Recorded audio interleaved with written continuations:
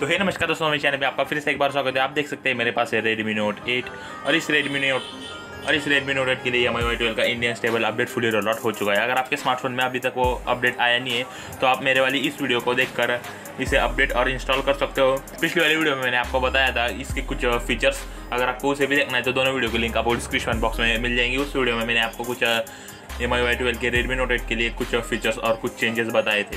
तो इस वीडियो में हम देखने वाले कि Redmi Note 8 में हम पार्शियल स्क्रीनशॉट कैसे ले सकते हैं। तो चलिए वीडियो स्टार्ट करते हैं।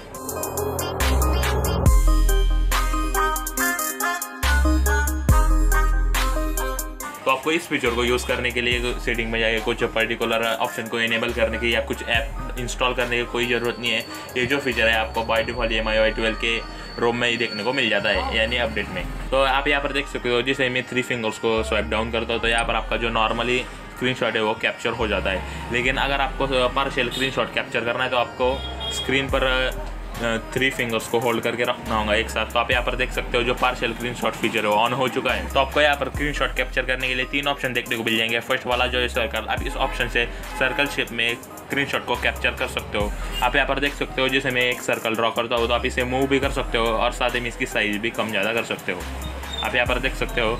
साथ ही में जो सेकंड वाला ऑप्शन है वो आपको यहाँ पर स्क्वायर देखने को मिल जाता है। आप इसे स्क्वायर या रेक्टेंगल शेप में स्क्रीनशॉट निकाल सकते हो। आप यहाँ पर देख सकते हो। साथ ही में आप इसकी साइज़ और इसकी जगह भी बदल सकते हो। तो आपको यहाँ पर थर्ड वाला जो ऑप्शन है वो फ्री हैंड देखने को मिल जाएगा। आप इस ऑप्शन में किसी भी शेप में स्क्रीनशॉट को कैप्चर कर सकते हो।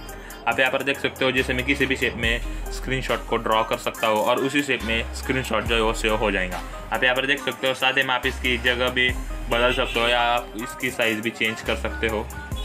तो आप यहाँ पर देख सकते हो। साथ ही में आपको यहाँ पर नीचे 3 ऑप्शन देखने को मिल जाएंगे। अगर आपने गलत एरिया को सिलेक्ट कर लिया है तो आप यहाँ पर स्टार्ट और पर क्लिक करके फिर से सिलेक्ट कर सकते हो।